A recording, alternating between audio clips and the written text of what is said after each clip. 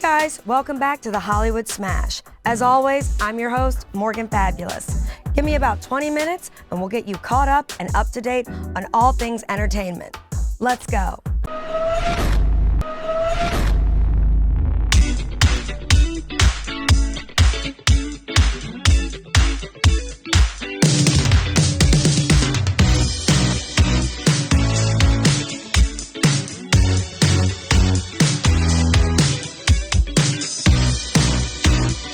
We are King Shaving Products, and we believe in preserving the heritage and authentic grooming methods of our ancestors.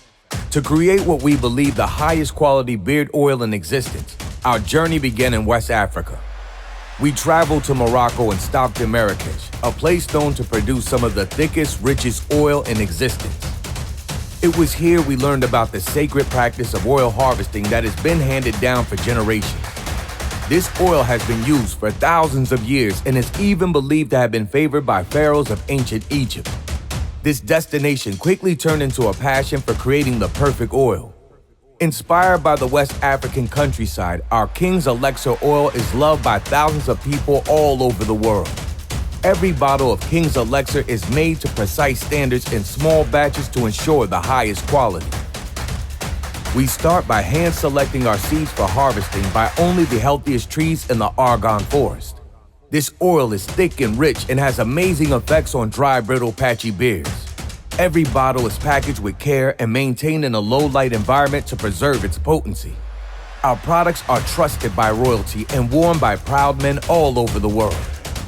So, whether you're crushing it in the gym, or in high-level meetings all day closing deals, or just out with that special someone, this oil will keep your beard smooth, conditioned, leaving you with a seductive and confident scent that will make an impression. So, head over to kingshavingproducts.com and grab your bottle today. Nothing comes close to the quality and care we put into our products. We back up our quality with a money-back guarantee, free shipping, and free and easy returns. We are King Shaving, and our products are truly fit for a king.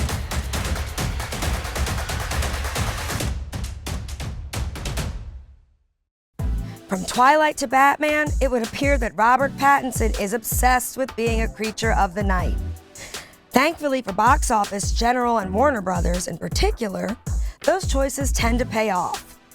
The Batman Warner Brothers reboot of the classic brooding superhero has scored the second biggest North American opening, grossing a $128.5 million domestically and $120 million internationally, for the global cumulative of $248.5 million. That is music to the ears of the theater chains, as they still struggle to regain customers since the pandemic still remains a challenge. In addition to its box office success, The Batman was also a hit with critics, receiving an overall 85% rating on Rotten Tomatoes. Social media, however, was all abuzz over the chemistry between the stars Robert Pattinson and Zoe Kravitz. Think there may be a connection? You be the judge. Take a look here. Rounding out the top 5, Uncharted, Dog, the new Channing Tatum entry, Death on the Nile, and Jackass Forever.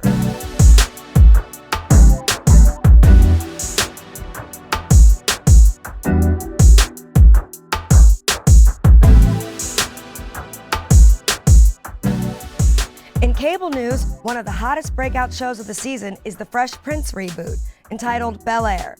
You can check it out on the streaming service Peacock. Starring Coco Jones as the new Hilary Banks, Oli Sholatin as the totally reimagined Carlton Banks, and breakout star Jabari Banks as this generation's Will Smith. The show envisions an entirely new family dynamic for the Banks family, as they cope not only with the challenges of adding a new member to the household, but also dealing with the trappings that come with success in current-day Los Angeles.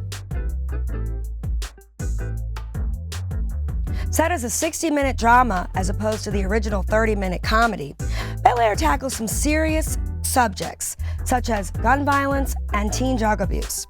The most interesting character pivot, however, may be the enigmatic Jeffrey, now played by Jimmy Akingbola. In the reboot, Jeffrey is much more than a typical butler. His character encapsulates a man in total control with a profound loyalty towards the Banks family. You can catch up on all past episodes of Bel-Air on the Peacock streaming service, with new episodes coming out each Friday.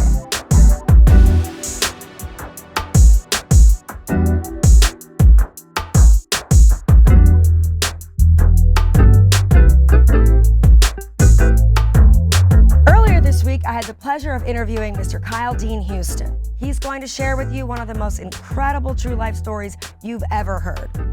Kyle's life experiences have led him from unbelievable lows to incredible highs that have had him from federal prison to multi-million-dollar businessman to now inspiring life coach dedicated to giving back and sharing what he's learned. This is an incredible one-of-a-kind story with a one-of-a-kind man. Let's check out the interview now. So, hey guys, today we are interviewing Mr. Kyle Dean Houston, author of Patchwork Junkie. He's going to tell us his incredible story from meth addict to prison to now millionaire, CEO, self-help guru, all the things.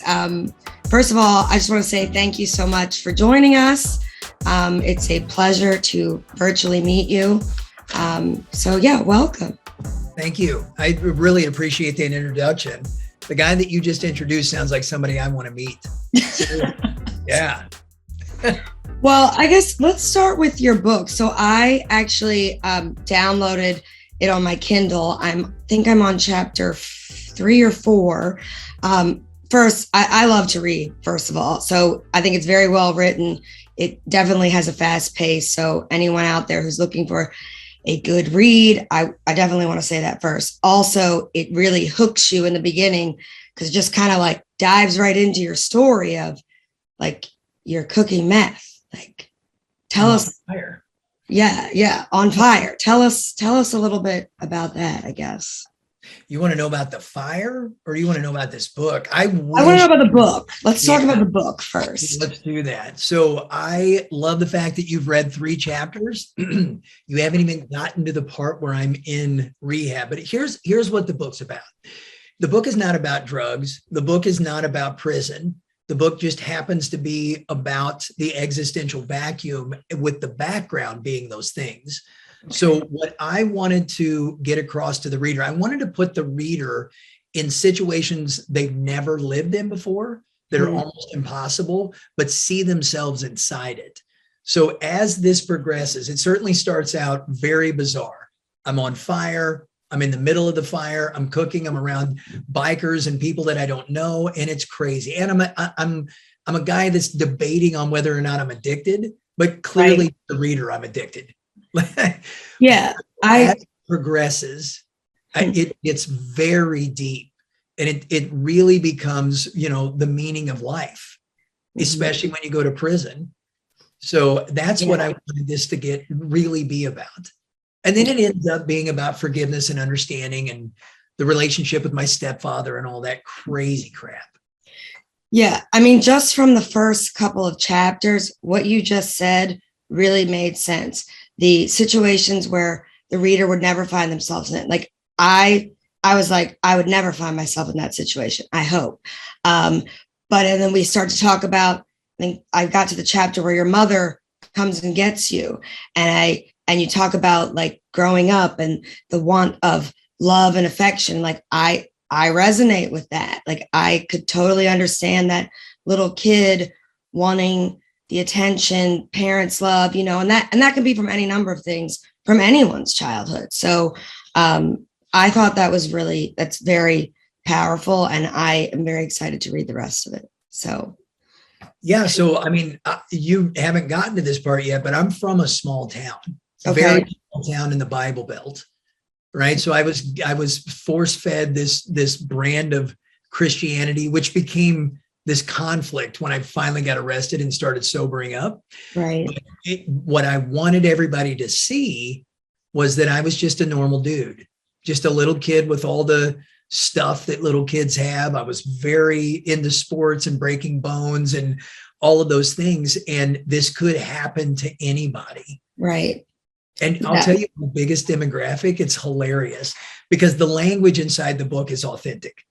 It's very Yeah. authentic. I didn't pull any punches. I mean, literally, chapter 17 was the first time I put a needle in my arm, and it's just riveting. And Okay. the very last line is, I know exactly what this is. I go through all these things and I go, I know exactly what this is.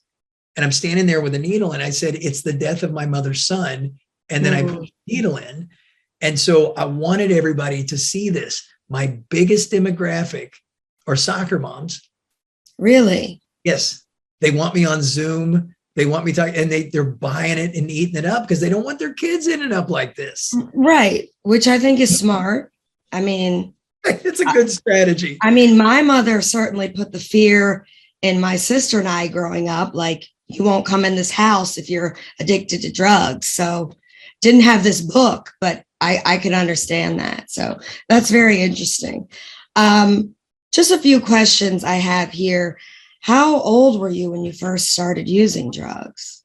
Oh God, using drugs. Yeah.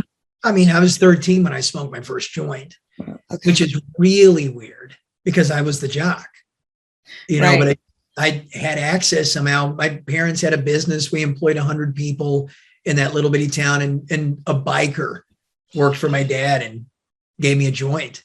So I was 13. Do you think, like, what do you think prompted that? Like, you just were like, this is cool, or I'm going to try that. I mean, I get it. I remember smoking a cigarette in middle school being like, oh, I'm going to be cool. But, I think kids all kind of go through that. Is that something that you were feeling? So something that's very innate about me is I like to experience things. Mhm. And anything that people tell me I can't do, I got to do it. Right. So this translated into not only drugs and breaking bones and being an entrepreneur, but it certainly played into my ability to walk out of prison, head on over to Silicon Valley and kill it, because I just did the stuff that people didn't think I could do. So trying drugs was just a byproduct of this thing that needs to push the envelope. Right. Yeah, I like that. I mean, I feel like I'm similar in that when people say, you can't do that or you won't make it, I'm like, well, it may not be today, it may not be tomorrow, but I'm never going to stop. So I can understand that, I guess, that drive. When do you feel you really became addicted? Because in the book, you kind of like, well, I mean, I'm only in the beginning, but you kind of weigh back and forth, like, am I addicted? I'm not addicted. Like, and I think a few of the people that I've known that have struggled with drugs and alcohol, it's kind of like the same thing. You think you can stop, but you don't realize you're addicted until, I guess, often it's too late. So I'm very introspective. It's just, and it's not a result of going through drug addiction. Okay. I knew I was addicted. And this is what I would tell everybody. We don't have jobs. You're talking to a guy that at this point, I've had 2 jobs. I have my own carpet store. I'm 24 years old and I've got 8 employees. Now, all of a sudden I'm unemployed. I'm not paying my light bill.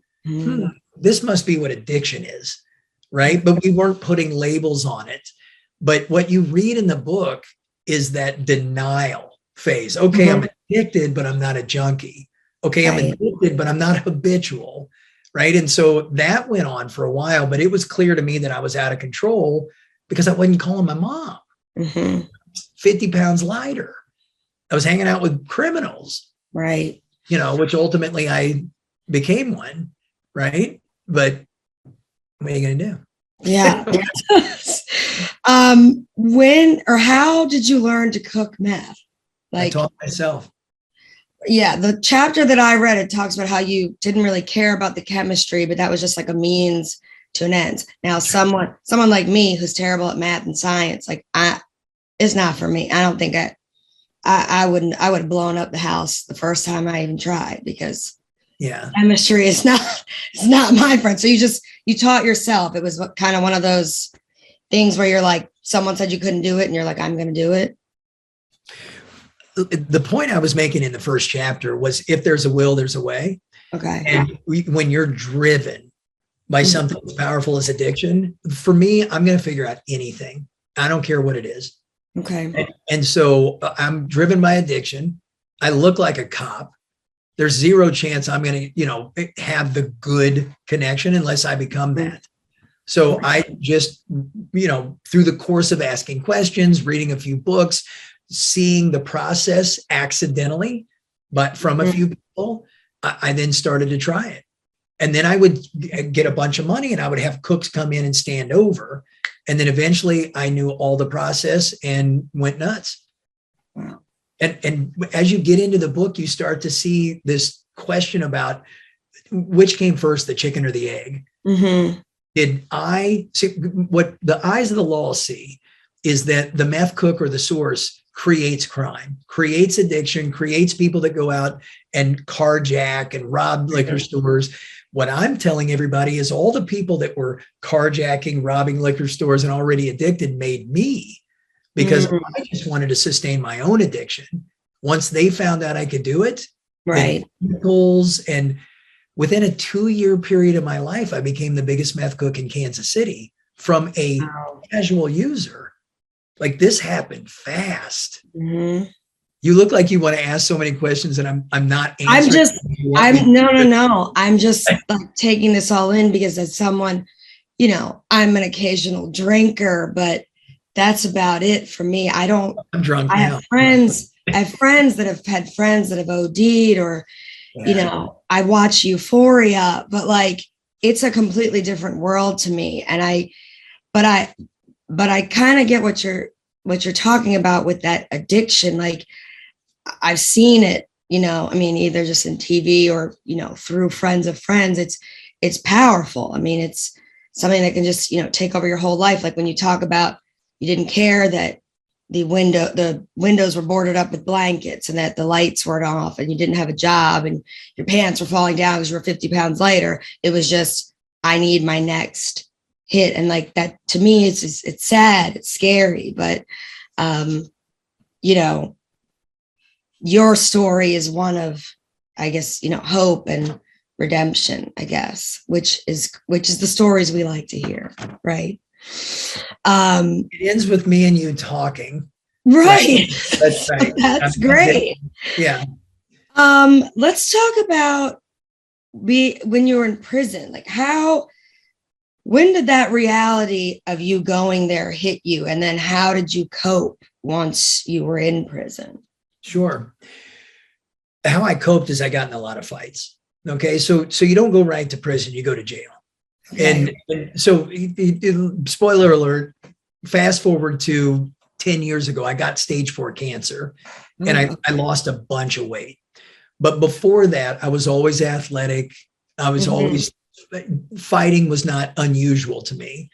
So I coped with how much I hated what I'd done to my life by fighting, which I'm not going to say that matches my personality. But when you go to prison, it doesn't work.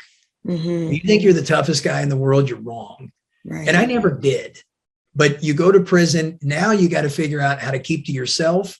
And the biggest struggle by far is to make sure that you don't absorb this environment, because you don't have any way of gauging how far you've changed, how much you've changed. You don't have good people around you. Right. So the biggest challenge was making sure that I held on to my father's son through the whole process. And here's a part, and this will not spoil the book. I ended up facing 30 years with no parole. Wow. I got arrested in the process of trying to commit suicide, essentially by having an overdose. Mm-hmm. I was shooting up copious amounts of meth 7 times a day. And it was all, let's have an overdose. My life sucks. I'm never get arrested, facing 30 years. I end up in a cell all by myself for 12 months of my life, 23 hours out of every day. I got to come out for a shower and what they called rec. Mm-hmm. I go through this process. I think I'm never going to get to be significant, never going to get to contribute, never going to fall in love, never raise children. Mm-hmm. And God throws me a bone and my case goes weak a month before I get sentenced. And I end up getting a 9-year bit. There's a lot more to the story, but I go down, I'm doing a 9-year sentence. About a month before I get paroled out, I get indicted federally and I'm facing life. So I'm going to tell you the process of trying to maintain who you are inside all of that is almost impossible. I got jumped. I ended up at infirmaries. It's crazy. But what you end up doing, is you bury yourself in books, you find the people that you align with, and you try to not piss the tough guys off and not get walked all over. Right. And it's a really complicated process of protection because I didn't want to get affiliated. I didn't want to become an Aaron brother or any of that stuff because it's not me. So yeah. How's that for a bunch of new questions? I mean, yeah, that sounds, when I watch movies or film, I'm always like, I wouldn't make it. I wouldn't last. But like, I think that sense of, trying to hold on, like, even if it's like a small glimpse of who you are and family and, and then, burying yourself in books, like that's something I've always done. If I've had a bad day or I'm sad or, we all go through things, but I think that holding on to yourself and then, finding what and who you align with is very important. It's almost impossible, but very important. Yeah. What led you to Silicon Valley when you were released from prison? So I was really lucky. I became, so I worked for a company and I was basically what I called can I cuss? Sure, why not? What I call the boat show bitch. I got to take water to people. I got to take catalogs to people. I would set up the trade show equipment and all of those things, but it was the marketing department. I've done that job. Yes. Okay. But I was doing it at 35 and I was doing it for $10 an hour. Now, what I did it for was exposure. Right. And I started to raise my hand all the time. Now, fast forward to, I started giving presentations at these shows that nobody that I worked for knew I was doing. And I started to move crowds. I started to do all these things. Somebody came and watched it and thought I was the director of marketing for one of the biggest yacht chartering companies in the world and said, I want you to work with me. And so he just got $18 million, first round A. And I went out to San Francisco as the talent for a startup company and I knew nothing about business. Like I understood sales, but I didn't understand what ROI meant. And I just started teaching myself from the get. Now, what I discovered was that startup companies don't have HR departments. Right. So if I'm going to slip through the cracks, I bet this better be my jam. So I just started going startup company to startup company and eventually built a name for myself to where if I walked in, the job was mine.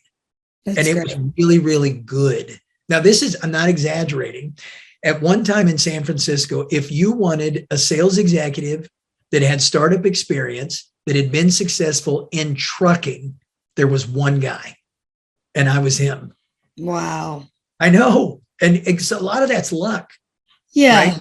But hard work and fear. I white knuckled every minute of that.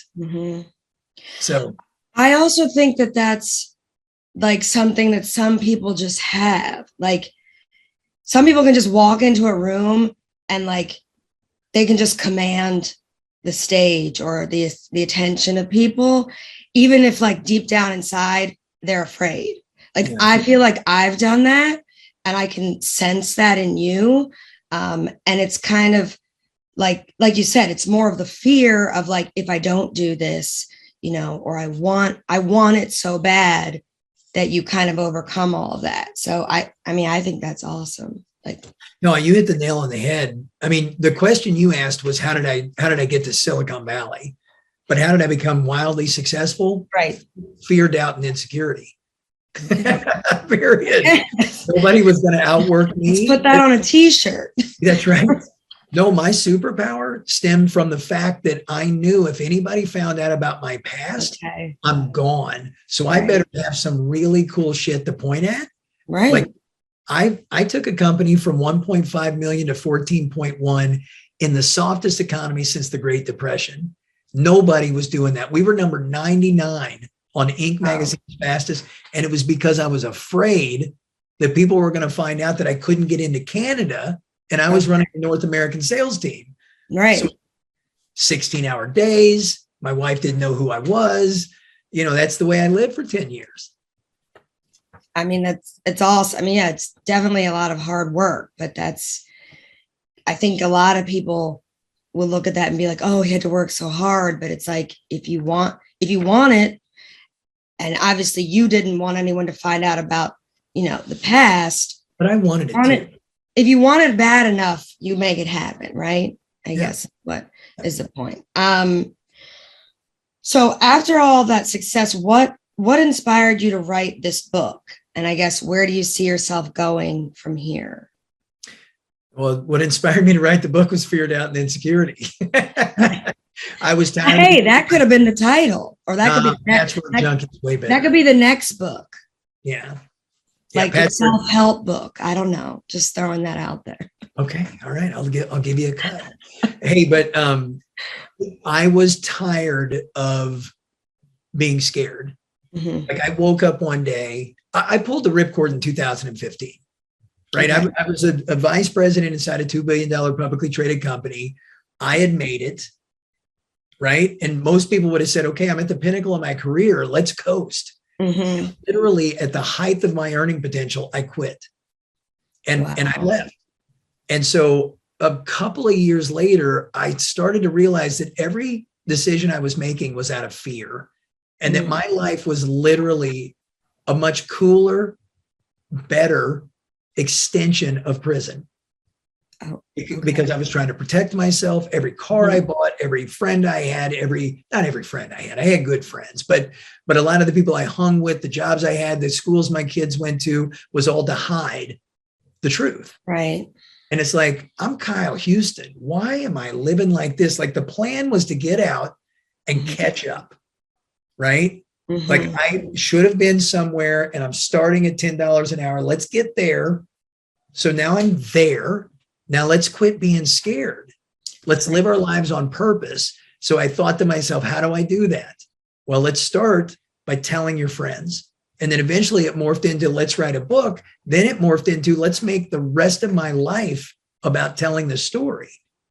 So I went from making a living hiding the story to now making a living telling the story, which is a radical shift of healing and understanding and facing serious fear. But that's the impetus of the book. Mm-hmm. I never knew I could write until I started. So yeah, I love that. I think a lot of people will find your book helpful and insightful, because even if someone's not facing something, you know, like drugs, I think a lot of people are afraid of a lot of things, failure, rejection. And I think it's one of those things like, or, you know, you're running from your past. If you run long enough, it's going to catch up with you. And I also think, like, it's important to tell your truth. And I think your story, you know, that's a testament to that. Like, you're thriving now even more because you've told your story and you're living your truth. And, you know, I'm sure it's going to help many, many other people. So that's awesome. Yeah. Yeah. I mean, look, my life exemplifies facing fear, right? It exemplifies a couple of things: facing fear and making sure that you never give up. But this story about telling everybody is inside every one of us. Like, there's something, we got 7.6 billion people on this planet that are all scared of one another in some way. There's no other way to look at it. But some of us are really afraid of something that happened in the past, and it's all bullshit. Like, I've never felt more complete.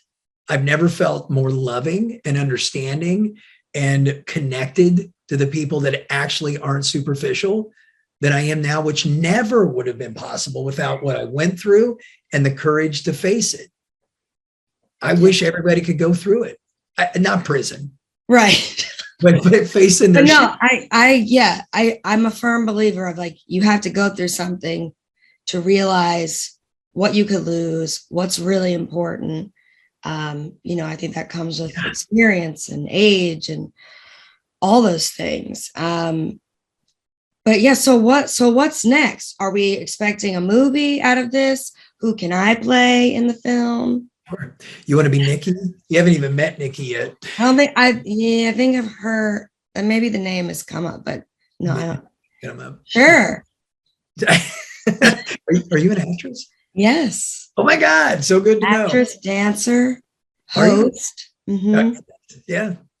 But anyway, back to you. So what's next? I know you just got off another meeting, another call. So I know you're very, very busy, but what I guess is the next thing we can look forward to from you? Sure. So whether it's a feature or it is a limited series is, still undecided.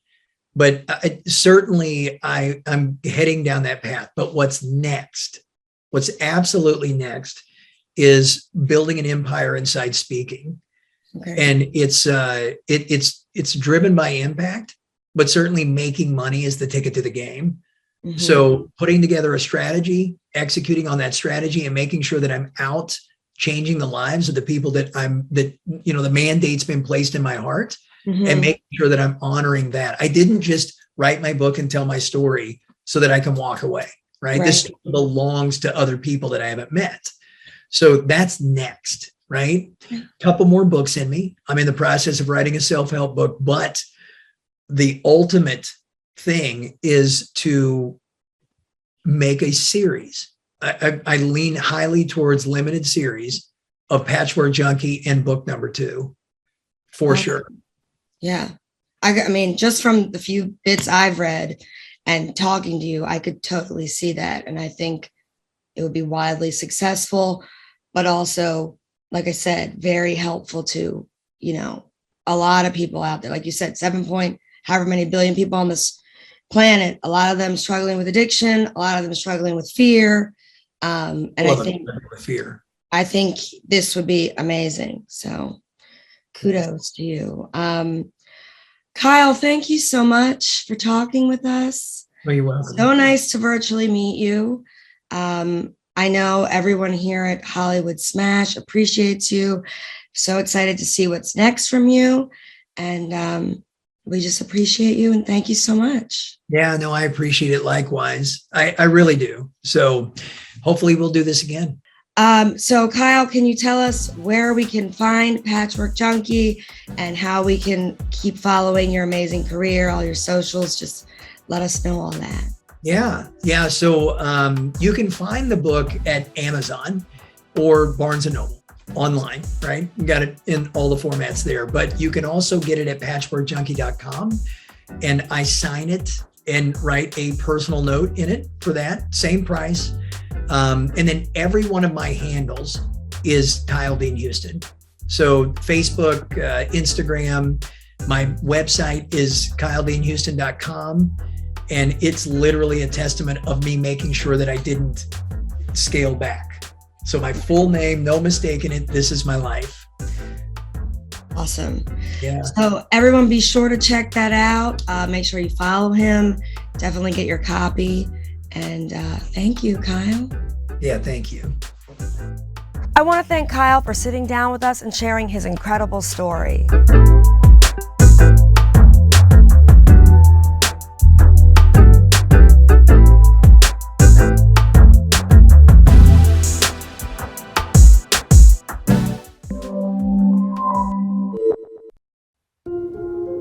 Paperwork looks good, yeah, I want to introduce you to somebody. Yeah, Jake's my nephew. Basically runs the family business, and I basically take credit for it. And basically takes a bigger check. Are you gonna do the same thing to Alexis when she's old enough to work? Jake just had a baby girl, Alexis. Cutest thing you want to see. I see trees of green. Oh, hey, look who it is. How's it going? Doing all right. How you doing? Yeah, living the dream. Wait, how long have you been on the list? Me? Yeah. Whew, it's been a while, maybe like 4 or 5 years. I mean, look, if you want to wager your spot on the donors list, payment plan or something. That ain't gonna happen. I've been number 1 around here for a long time. You just have to wait your turn, Mr. Number 2.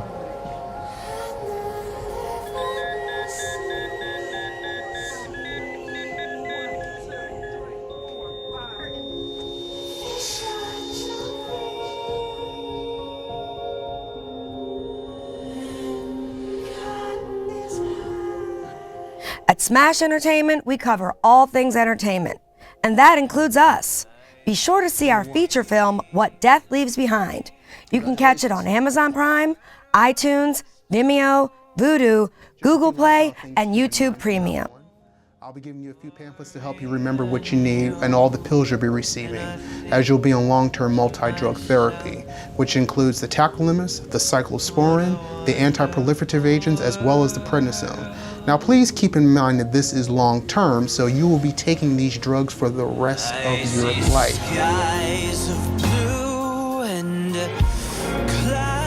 One of the unfortunate consequences of cellular memory theory is that people dismiss people's experience. So an organ donor recipient may be dismissed as simply a little crazy or having hallucinations, or maybe their meds need to be adjusted. Have you been experiencing any side effects?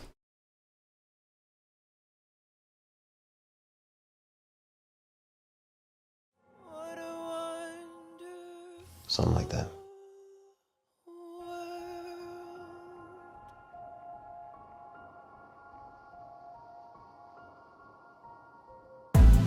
And be sure to be on the lookout for our next feature film, a comedy called The Realtor, which features wrestling legends Rob Van Dam, Jake the Snake Roberts, Sergeant Slaughter, comedian Jess Hilarious, and Smash Entertainment's own Lion Beckwith. Coming soon. And there you have it, everything in the world of entertainment in 20 minutes or less. Be sure to check us out next week for what's going on in the world then. As always, I'm your host, Morgan Fabulous, with the Hollywood Smash, brought to you by Smash Entertainment. And don't forget, SLS. Subscribe, like, and share. See you next time. We are King Shaving Products, and we believe in preserving the heritage and authentic grooming methods of our ancestors. To create what we believe the highest quality beard oil in existence, our journey began in West Africa. We traveled to Morocco and stopped in Marrakesh, a place known to produce some of the thickest, richest oil in existence. It was here we learned about the sacred practice of oil harvesting that has been handed down for generations.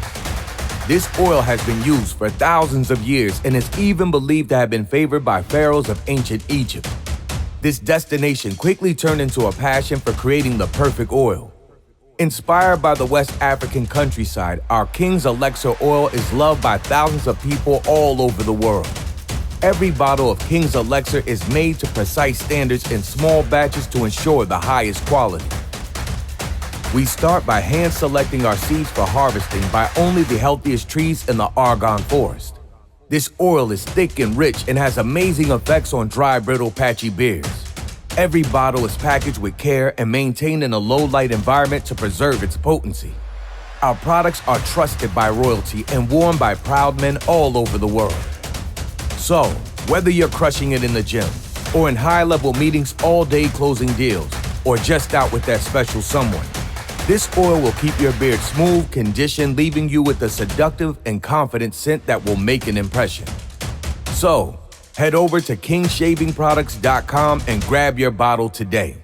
Nothing comes close to the quality and care we put into our products. We back up our quality with a money-back guarantee, free shipping, and free and easy returns. We are King Shaving, and our products are truly fit for a king.